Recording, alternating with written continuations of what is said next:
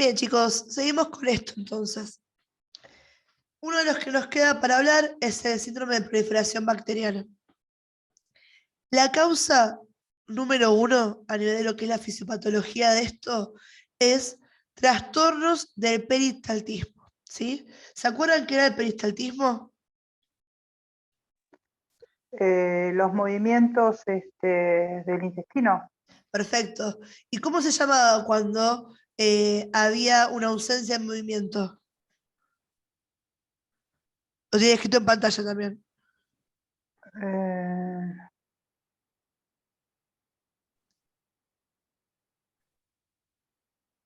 Estasis.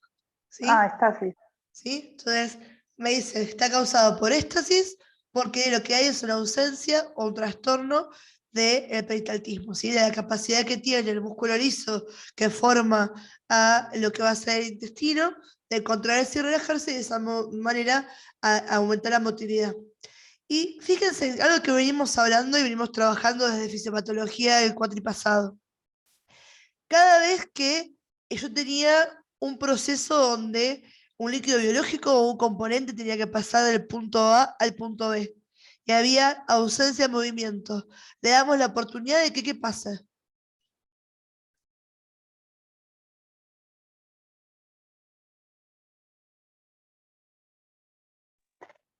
Si no hay peristaltismo, ¿Sí? Si no hay movimiento de un líquido, por ejemplo, se le da oportunidad a que pase qué cosa. una infección. Exacto, ¿sí? Que sean colonizados por bacterias. Recuerden que el movimiento, ¿sí? No permite que se formen estas colonias así tan grandes como está pasando acá. En este caso, entonces, ¿qué es lo que sucede? Tenemos un paciente que puede haber un montón de causas que me lleve a el trastorno del peristaltismo, ¿sí? Puede ser una causa anatómica, un paciente que tiene un montón de divertículos, ¿sí? Puede ser una alteración que tiene que ver con neuropatías, o sea, algo que tiene que ver con control nervioso. Puede ser que haya una alteración en el caso de comunicaciones, ¿bien? O puede ser un montón de otras cosas los que me llevan a esto, pero todo se reduce en que hay una ausencia de la motilidad, ¿sí? Entonces, en condiciones normales, es el peristaltismo el que me regula la cantidad de bacterias que pueden permanecer en el intestino, ¿sí? El moco, que haya una secreción continua de inmunoglobulina de tipo A, ¿sí? Que la válvula ileocecal, que es la que comunica con el colon, realmente funcione y selle, ¿sí? Que las bacterias colónicas no puedan pasar al intestino delgado, son todas cuestiones que están en condiciones normales para evitar que pase esto. ¿Qué pasa entonces? ¿Cuál es el proceso fisiopatológico de la proliferación bacteriana? Hay una alteración principalmente de la motilidad del intestino. Eso hace que se le dé la oportunidad a bacterias como la Escherichia coli o como Streptococcus o bacteroides, Lactobacillus, de proliferar, de empezar a aumentar sus números exponencialmente mucho más de los que debería de haber en condiciones normales. Ahora tengo una población bacteriana mucho más grande de la que estoy preparada para lidiar. ¿Qué pasa con eso? Las bacterias son seres vivos. Empiezan a consumir nutrientes, nutrientes que, caso contrario, tendrían pasando y tendrían que ser absorbidos por el ser humano. Entonces, empiezo a consumir sobre todo los hidratos de carbono, empiezo a consumir la vitamina B12, ¿sí? Y eso hace que los pacientes empiecen a tener toda la sintomatología relacionada a estas dos cosas. Una privación calórica, porque los hidratos de carbono son la fuente número uno de energía que tenemos, y un déficit de vitamina B12, lo que me lleva al desarrollo de un montón de trastornos hemodinámicos y de anemias, que va a ser una de las cosas principales que tienen estos pacientes. Ahí me dice, entre paréntesis, las bacterias producen ácido fólico. El ácido fólico es una de las pocas cosas que va a verse normal o va a verse aumentado cuando tenemos un síndrome de proliferación bacteriana, ¿sí? Ahora, no solamente el paciente está teniendo estos problemas hemodinámicos, estos problemas nutricionales por el déficit de absorción, sino que las bacterias empiezan a obrar sobre quién, sobre las sales biliares, pues ellos tienen la capacidad de desconjugarlas. Entonces, como empiezan a romperme, ¿sí? A desconjugar las sales biliares, no se puede lograr la formación de las micelas. Si yo no formo las micelas con los ácidos grasos, no los puedo absorber. Entonces, los El pacientes van tema a es tener que cosa, que ¿sí? Perdón, chicos, ella es monorrena, ¿viste? esperen que les pongo a alguien que está hablando y lo silencio. Les decía entonces que Que hace... le da esa repetición.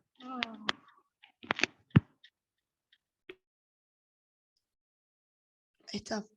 Entonces les decía, chicos, que esta alteración que hay en la desconjugación de las sales biliares lleva a que no se puedan formar las micelas. Si no formo las micelas, yo no puedo absorber a las grasas. Si no absorbo grasas, tenemos de cosas. Diarreas, ¿de qué tipo? Esteatorreas, grasas. ¿Estamos? O sea que la esteatorrea también es uno de los puntitos que me lleva al síndrome de proliferación bacteriana. ¿Sí?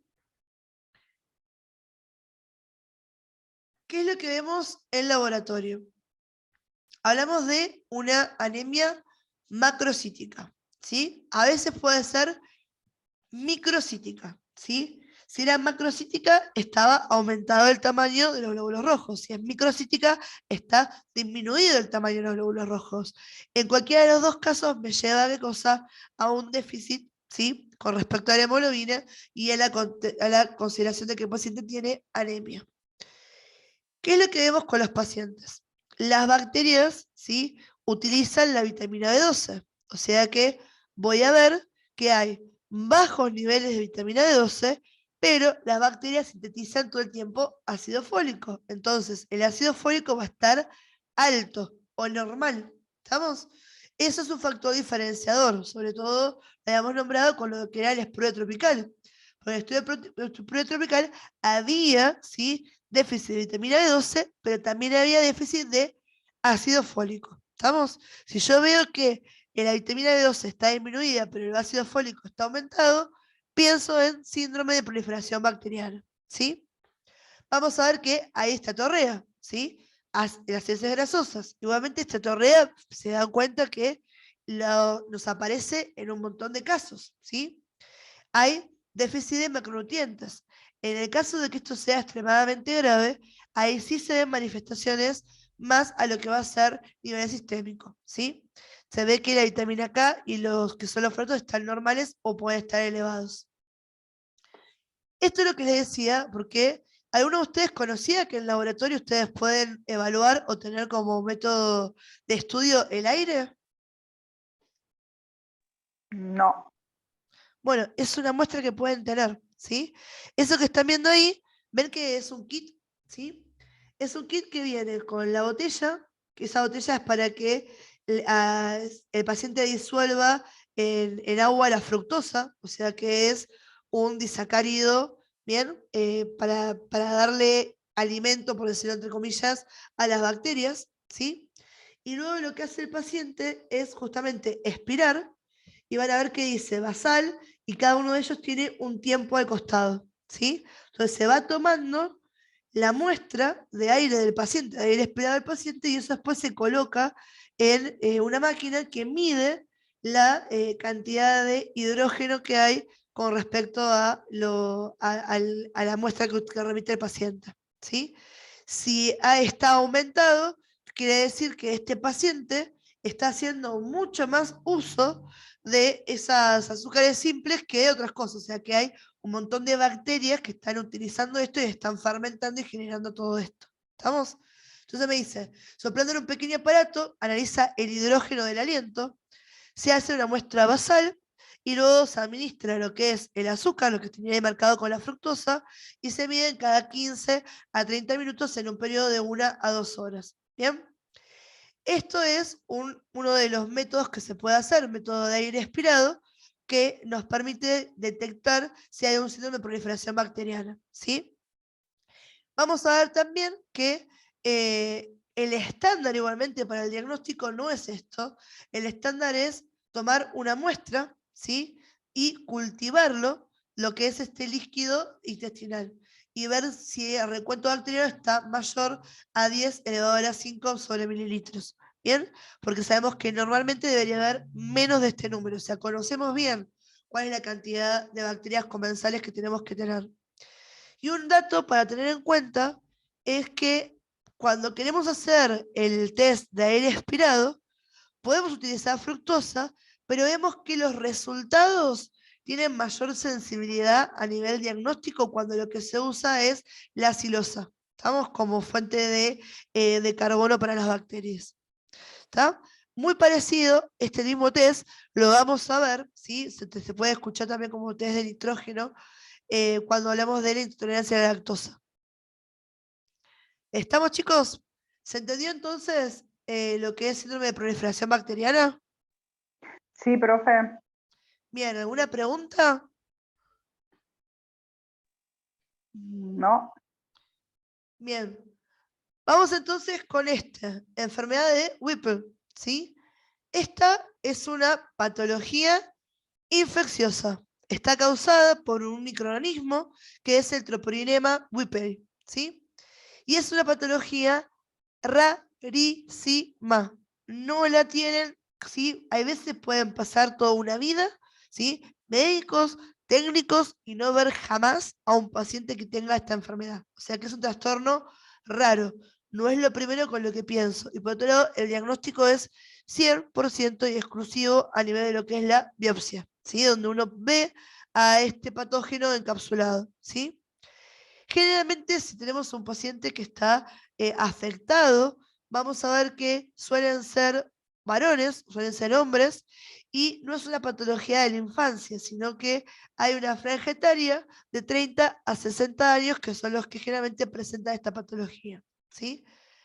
Lo que vemos es que afecta a el intestino principalmente, pero esta puede convertirse en una enfermedad multisistémica, donde se ve afectado la vista, se ve afectado el sistema nervioso central, se ve afectado el corazón. ¿Estamos? O sea que cuando progresa y puede progresar a cuadros clínicos graves, no solamente a lo que nos vemos con lo que es la mala absorción. ¿Sí? ¿Cuáles son los síntomas? El síntoma manifiesto número 1 de este es la pérdida abrupta de peso, ¿sí?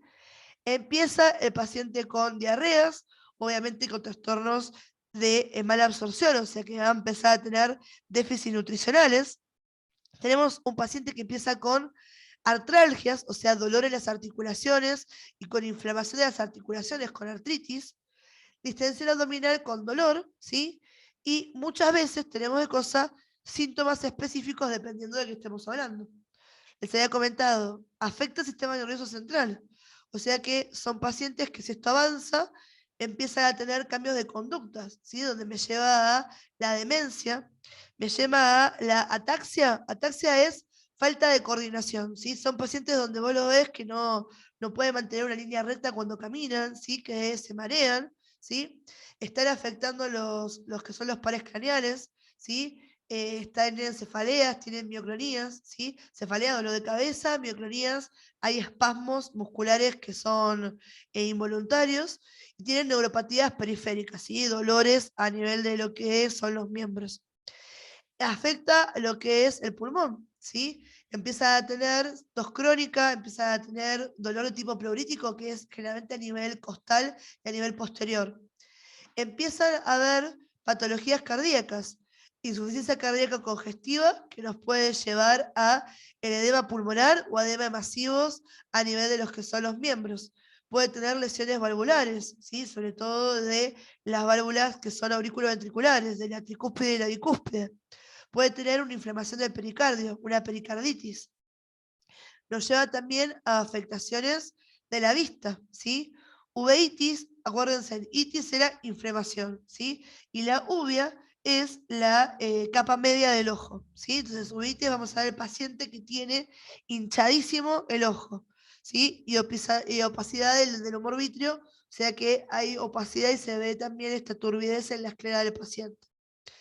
Vamos a ver que también la mayoría de estos pacientes presentan adenopatías, o sea que cuando uno palpa las cadenas ganglionares de estos pacientes van a estar hinchadas, ¿sí? pueden tener hiperpigmentación en la piel, hay alteración de los melanocitos, ¿sí?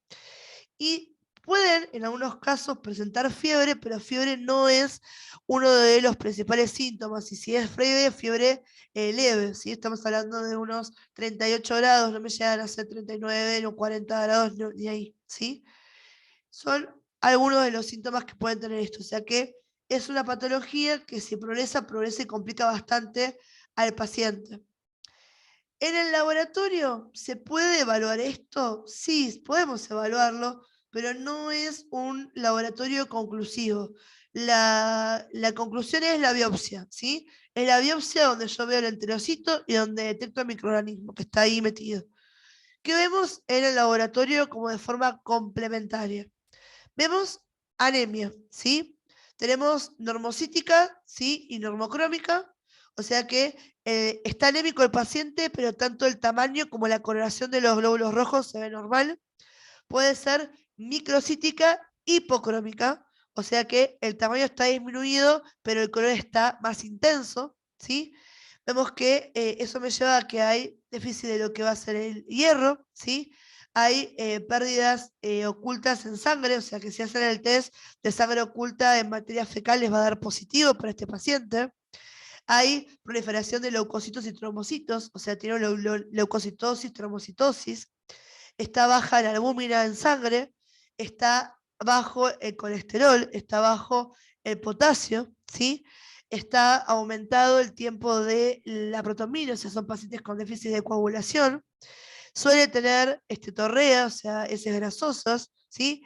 Y realmente es la biopsia duodenal la que nos permite, ¿sí?, encontrar esto. Encontramos, por un lado, a microorganismo encapsulado y encontramos también un montón de macrófagos, ¿sí?, que al tenerlos con una tensión de Schiff, ¿sí?, se vuelven color rojo, ¿sí?, intenso, ¿sí? Y son positivos a este reactivo. ¿Estamos?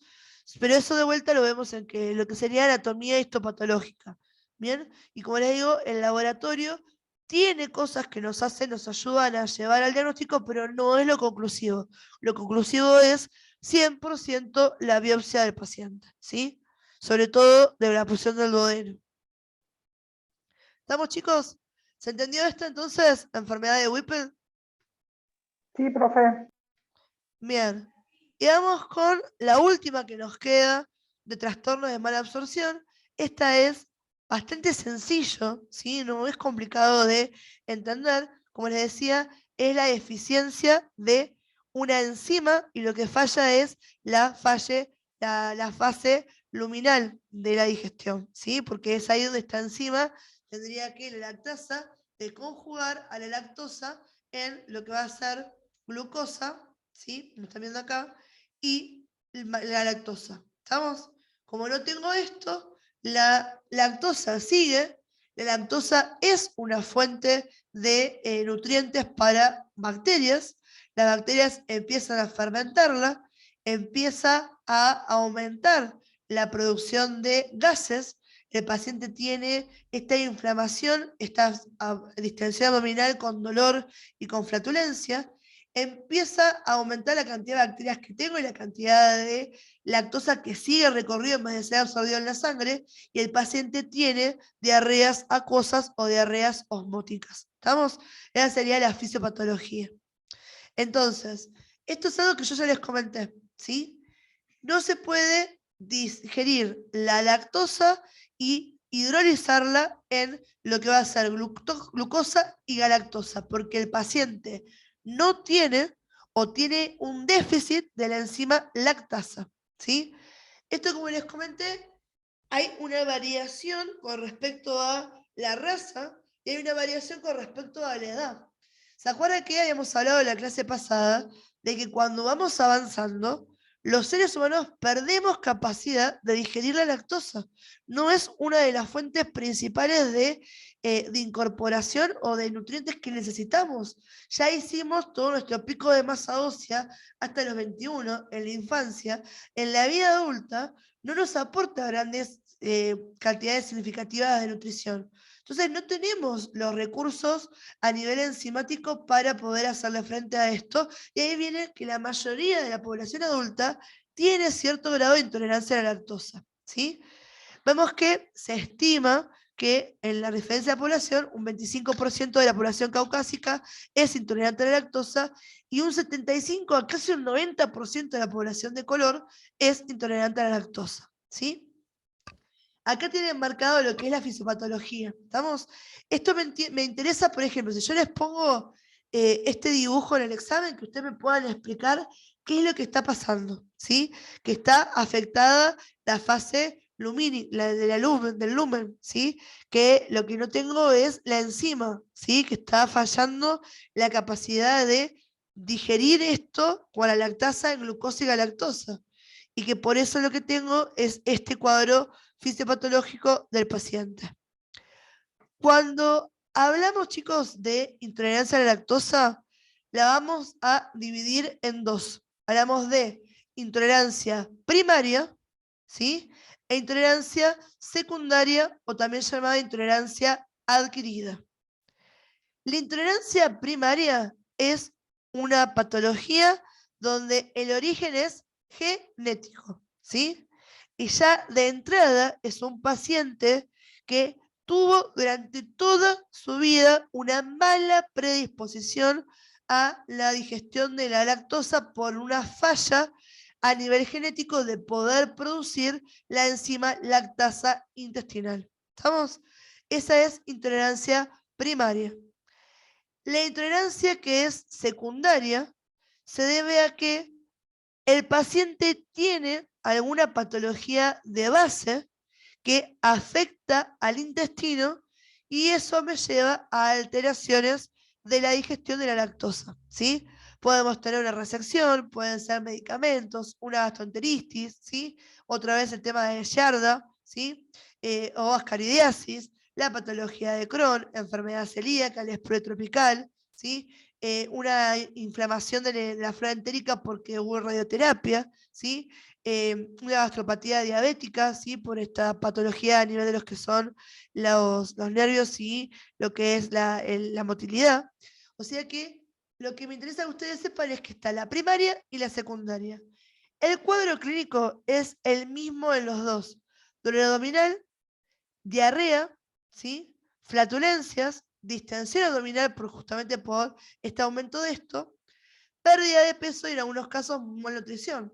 Esto es porque por el tema de la diarrea y por cómo está afectado todo el tema de la absorción de nutrientes. ¿Cómo diagnosticamos esto? Tenemos dos test.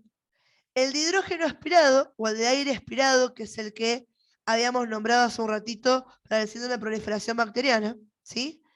Y tenemos el test que es específico, que se llama prueba de tolerancia a la lactosa. Cuando hacemos la prueba de tolerancia a la lactosa, ¿qué se le da al paciente? 50 gramos de lactosa, ¿sí? Y lo que hacemos es, se toma después una muestra de sangre, ¿sí? A la hora y a los 120 minutos, ¿sí? Hora y 2 horas. Y de esa manera uno quiere ver, ¿sí? Que haya aumentado la glucemia en más de 20 miligramos. Si no hubo aumento de la glucemia, ¿qué quiere decir? Que yo no pude absorber la lactosa, ¿sí? Que es un hidrato de carbono, o sea que va a aumentarme la glucemia si yo puedo absorberlo. Si el paciente, por el contrario, aumenta la glucemia, quiere decir que efectivamente lo que le acabo de dar lo acaba de absorber. ¿Estamos?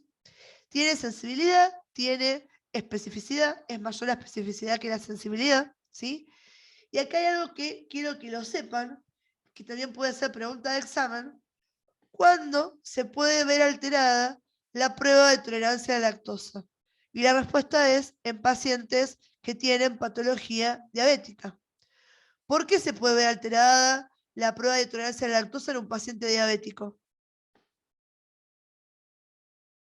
Y ¿Qué porque encuentro ya de base? tiene un problema, Sí. el problema de la glucosa.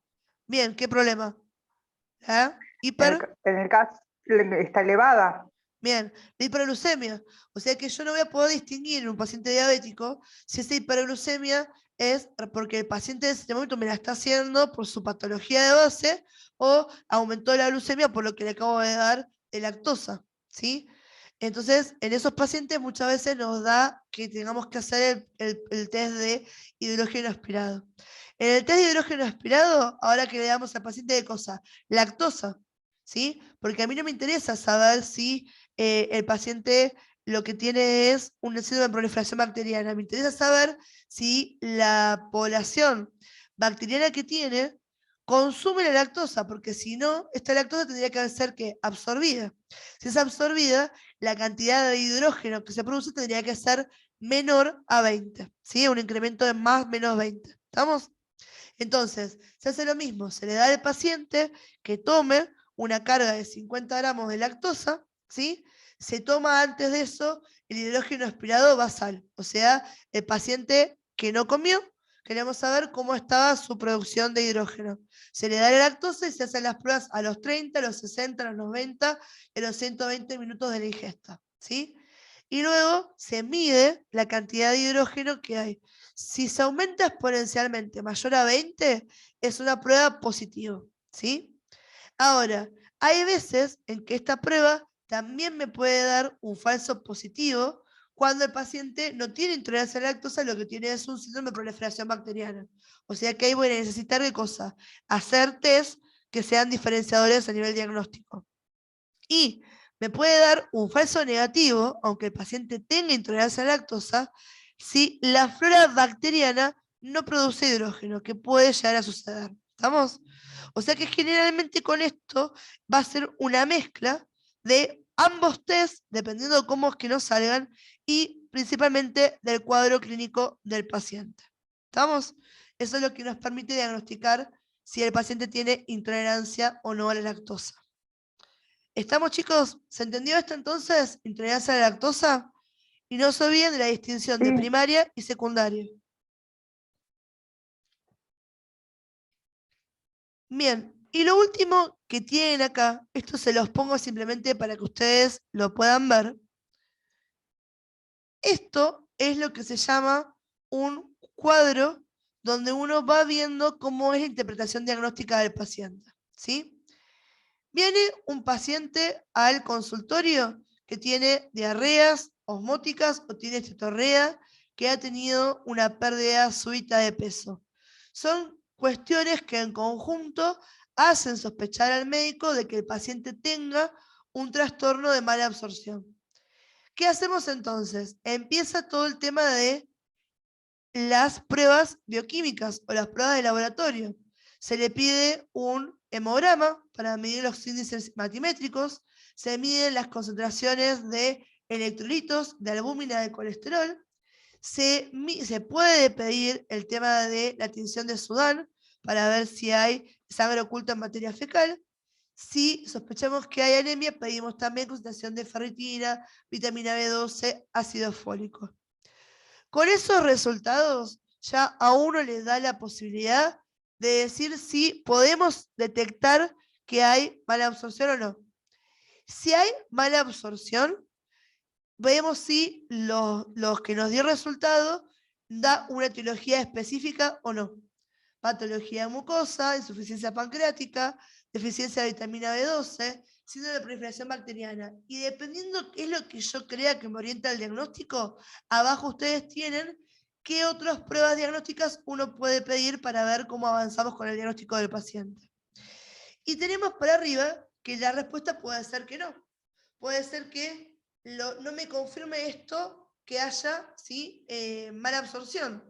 Si es un no definitivo, listo, terminamos acá. Y si hay sospecha, que pedimos la recolección de materia fecal para ver que haya esteatorrea. Si hay esteatorrea, volvemos al inicio y vemos qué otros hallazgos tenemos que tener. Si los hallazgos no me sugieren una etiología específica, podemos hacer pruebas como la de silosa, ¿sí? Y ahí vemos si es una prueba normal o es una prueba anormal, ¿sí? Esto simplemente, chicos, no les voy a tomar yo, ustedes, el cuadro este como lo están viendo, lo que quiero es que ustedes entiendan o se familiaricen que el día de mañana pueden encontrar un montón de estos cuadros que son de protocolo diagnóstico. ¿Estamos? De cómo es que se llega a pedir eso cuando uno sospecha diferentes patologías en el paciente. Y esto es el que les comentaba, que son algunas pruebas diagnósticas que se pueden utilizar a nivel del laboratorio, ¿sí? Para lo que es la mala absorción. Las que tienen marcadas con los cuadritos son las que vimos, ¿sí? Las que me interesan y ustedes las tienen en el material de cursada. Y el resto se las puse para que ustedes las tengan y les sirvan, porque quizás de acá a más adelante ustedes logren, ¿sí? O escuchen alguna de estas pruebas, para que tengan por lo menos en algún lado una idea de para qué se utilizan. ¿Estamos? Bien, chicos, ¿se entendió entonces mala absorción? Sí, profe. Sí, profe. ¿Sí? Escuchen, hasta acá entonces entra el contenido que va a ser para el primer parcial, ¿sí? O sea que para el primer parcial entra todo lo que tiene que ver con patologías renales, insuficiencia renal aguda, insuficiencia renal crónica, entra síndrome nefrítico, síndrome nefrótico, glomerulonefritis, y entra todo lo que es mala absorción, ¿sí? Celiaquía, todas las patologías que vimos ahí, acá hoy, y todo lo que es la fisiología de la mala absorción, que fue lo que vimos en la clase pasada. ¿Estamos? Profe, ¿qué fecha es? El parcial, ahí te Sí. digo, espérame que me fijo en el grupo donde está publicado. Dame un segundo. Laboratorio acá. 22, ¿no era? Sí, pero como no me acuerdo, dame un segundo que estoy chusmeando acá en el grupo, pero no les quiero decir algo que no sea. Igual lo tienen publicado, ¿sí? Acá, laboratorio, segundo sudo, turno mañana, es el 22 de septiembre. Okay. ¿Estamos? Y profesora, ¿entra historias clínicas y choice o solo historias clínicas? Entran, que van a tener casos clínicos y va a entrar la parte de la teoría con choice, ¿sí? Choice. ¿Les pasé a ustedes los casos clínicos de mala absorción o todavía no les di ese power, esos casos?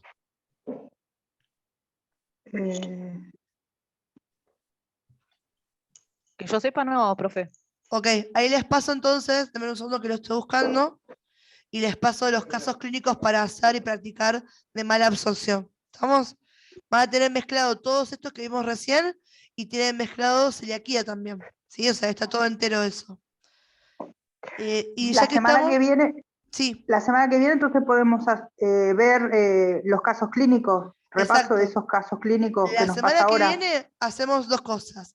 Repaso de lo que me quieran preguntar de todo lo que vimos de la teoría y hacemos la puesta en común de la interpretación de todos los casos clínicos. Así que vengan con los casos clínicos hechos, ¿sí?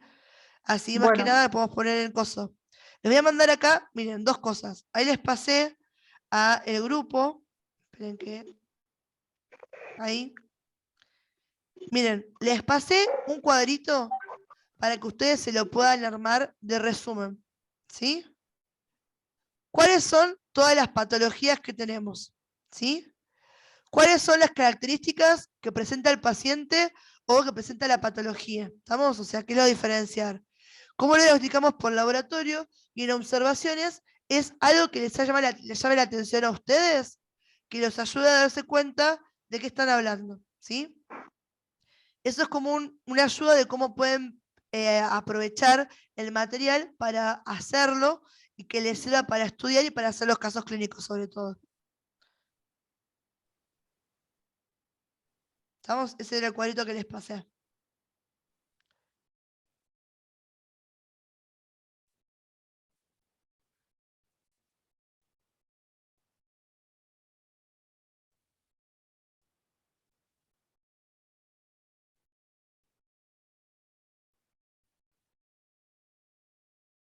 Y acá les mando este, ¿sí? Les pasé acá al grupo.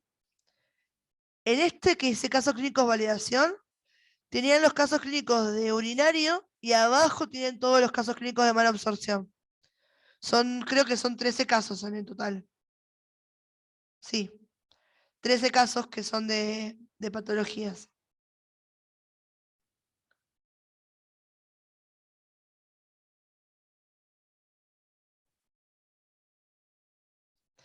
A partir del caso 8 son los de mala absorción. ¿Estamos? ¿Les llegó ahí el grupo entonces?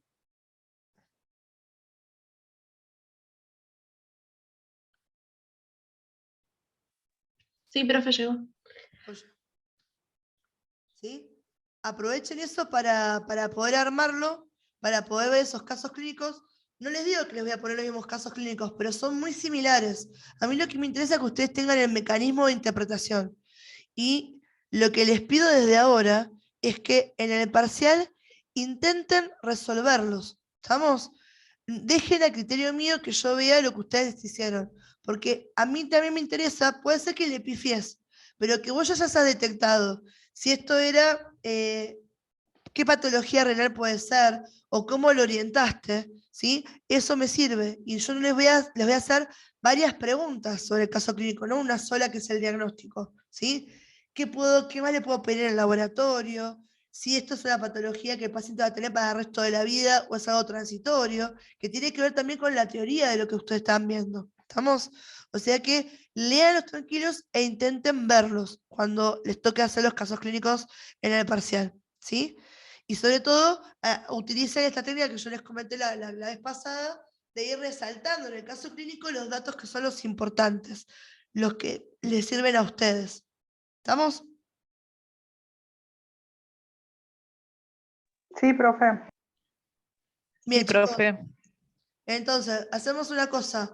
Dejamos acá el Zoom, ¿sí? Cualquier cosa que ustedes necesitan, ¿sí? Me escriben al grupo de WhatsApp. Yo se los voy a dejar abierto hasta hoy a las 12 que cierro el grupo de vuelta. Así que cualquier tipo de pregunta que tengan, si se pueden hacer alguno de los casos clínicos ahora, lo podemos chusmear por ahí. ¿Estamos? Y la clase que viene nos vemos sí o sí de forma presencial allá en el instituto. Espero poder lidiar con esta peste este fin de semana y que ya deje de joder con estar así mal de la garganta y todo. Pero bueno, así que el jueves que viene nos vemos allá. Bueno, profe, que se mejore, ¿eh? Vamos.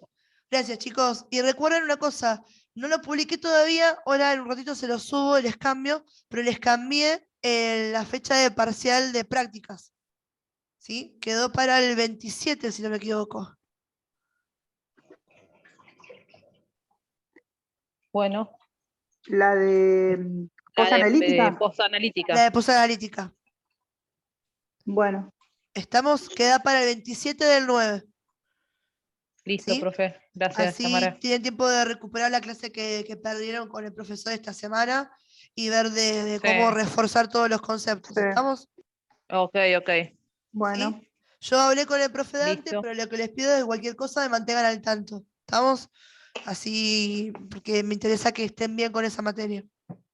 Ok. bueno, Bien, gracias, chicos. profe. Bueno, chicos, los dejo entonces. Ahora les Nada, subo esta parte del Zoom al chao. grupo también. Beso. Bueno, gracias, hasta Chao. luego. Gracias. Chao, hasta luego.